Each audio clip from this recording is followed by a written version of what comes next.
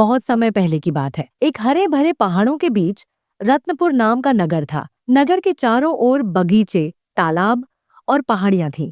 वहां के लोग समय का सही उपयोग करना जानते थे। सूरज निकलते ही किसान अपने खेतों की जुताई में लग जाते, शिल्पकार अपने औजारों से काम शुरू कर देते और स्त्रियां घर संभालने के साथ साथ बच्चों को पढ़ाती। यही कारण था कि रत्नपुर में खुशहाली और समृद्धि थी। नगर से कुछ ही दूरी पर विलंबपुर नाम का एक छोटा सा गांव था। वहां के लोग काम को हमेशा टालते रहते। उनका कहना था, अरे काम भागा नहीं जा रहा, कल करेंगे। धीरे धीरे वहां आलस्य बढ़ गया, खेत बंजर होने लगे, घर टूट फूट गए और लोग परेशान रहने लगे। विलंबपुर में दो भाई रहते थे, सत्यवान और अजय। सत्यवान मेहनती, दूरदर्शी और समय का पाबंद था, जबकि अजय लापरवाह, टाल मटोल करने वाला और हर काम में देर करने वाला। सत्यवान का घर साफ सुथरा और मजबूत था, खेत हरा भरा था। अजय का घर हमेशा मरम्मत की राह देखता और उसका खेत खरपतवार से भरा रहता। एक दिन रत्नपुर का धनी व्यापारी रघुनाथ विलंबपुर आया। वह मसालों, कपड़ों और अनाज का व्यापार करता था। चौपाल पर उसने कहा, मैं 2 दिन बाद यहाँ से गुजरूंगा। जो भी अनाज या सामान बेचना चाहे तैयार रखना,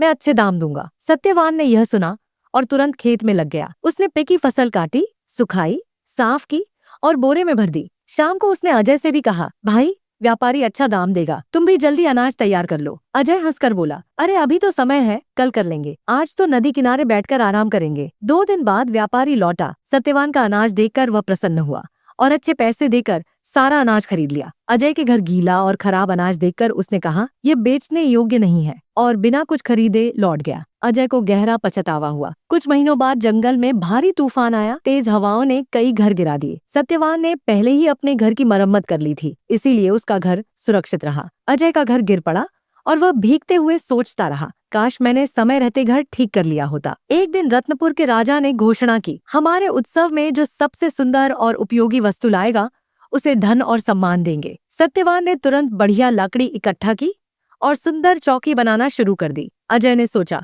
अभी तो कई दिन है, बाद में कर लूंगा। उत्सव के दिन सत्यवान ने सुंदर चौकी राजा को भेंट की। राजा प्रसन्न होकर बोला, आज से तुम हमारे नगर के मुख्य भंडारपाल हो। अजय खाली हाथ रह गया और पछताता रह गया। सत्यवान ने एक दिन अजय को कहानी सुनाई। बहुत समय पहले एक गिलहरी और एक लोमड़ी जंगल में रहती थी। गिलहरी ने सर्दी आने से पहले अखरोट जमा किए और घोंसला मजबूत किया। लोमड़ी बोली, अरे अभी तो मौसम अच्छा है, क्यों मेहनत करे। लेकिन जब बर्फ गिरी, लोमड़ी भूखी कांपती रही और गिलहरी आराम से रही। अजय, जो समय की कद्र नहीं करता वही लोमड़ी जैसा होता है। अजय ने कहा, हाँ भाई, अब मैं बदल जाऊंगा, कल से मेहनत करूंगा। सत्यवान मुस्कुरा दिया और बोला, भाई याद रखो, कल कभी नहीं आता। 1 साल बाद विलंबपुर में अकाल पड़ा। बारिश समय पर नहीं हुई, फसलें सूख गईं। जिनके पास भंडार था वे बच गए। सत्यवान ने अपने अनाज से कई लोगों की मदद की। अजय भूखा और बीमार हो गया। उसने सत्यवान से कहा, अब समझ गया भाई, समय ही असली धन है, काश मैंने ये पहले ही सीख ली होती।